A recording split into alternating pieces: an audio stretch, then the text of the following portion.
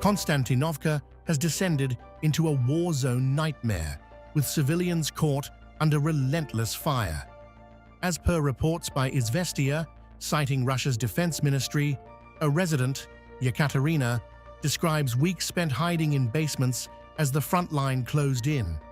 She claims attacks intensified sharply, forcing families into survival mode, with constant shelling and drone activity turning entire neighborhoods into zones of fear and uncertainty.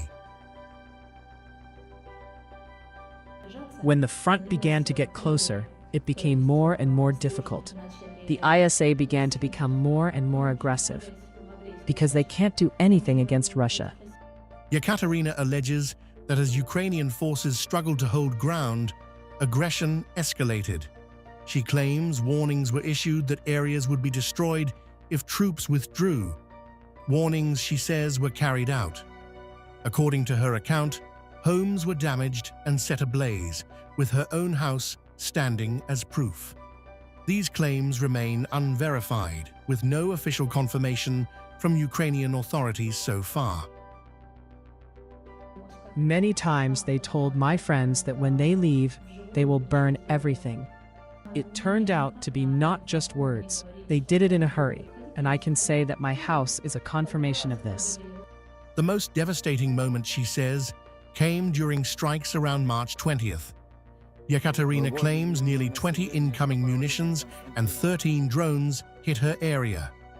After days in isolation, her family moved to a more crowded shelter for safety.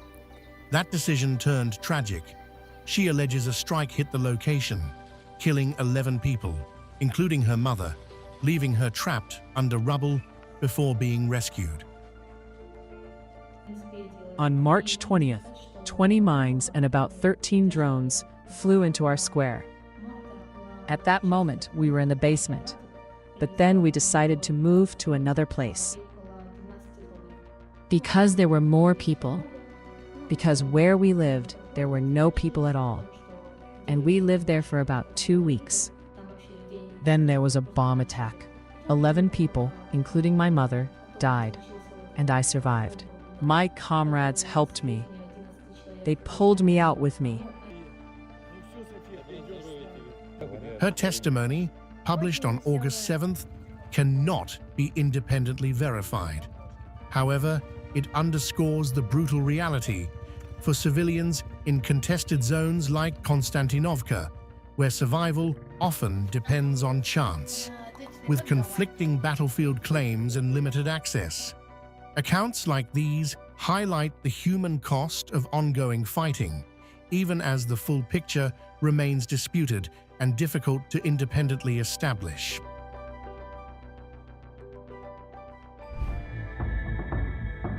A chilling account is emerging from Konstantinovka, where a resident has described what she claims was a relentless drone assault on her home. According to her testimony, nearly 15 Ukrainian drones struck the house in quick succession, setting it ablaze. The survivor says the family escaped death by taking shelter in a basement as flames consumed everything above them. 15 Ukrainian drones flew into our house. They burned it to the ground. We miraculously survived by hiding in the basement. After that, we lived in the basement for 2 months without going outside. The Ukrainians burn. They simply burn houses. Not only houses, but also peaceful residents. One of our neighbors wanted to put out the neighboring house, and he was blown to pieces by a drone. They have nothing. They have nothing sacred. The woman, identified as Lydia, claims they remained trapped underground for nearly 2 months, unable to step outside amid continuous threats. She describes a situation where, as per her account, homes were systematically set on fire, leaving civilians with no safe passage and forcing entire families into prolonged isolation. In a particularly grim detail, she alleges that even attempts to save property turned fatal. According to her statement, A neighbor trying to extinguish a nearby fire was killed in a drone strike.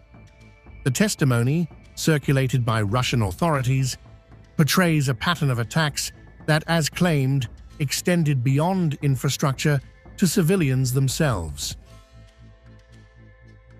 Now evacuated to a rear area, Lydia says the immediate danger is behind her. She has expressed gratitude to Russian servicemen for facilitating the evacuation.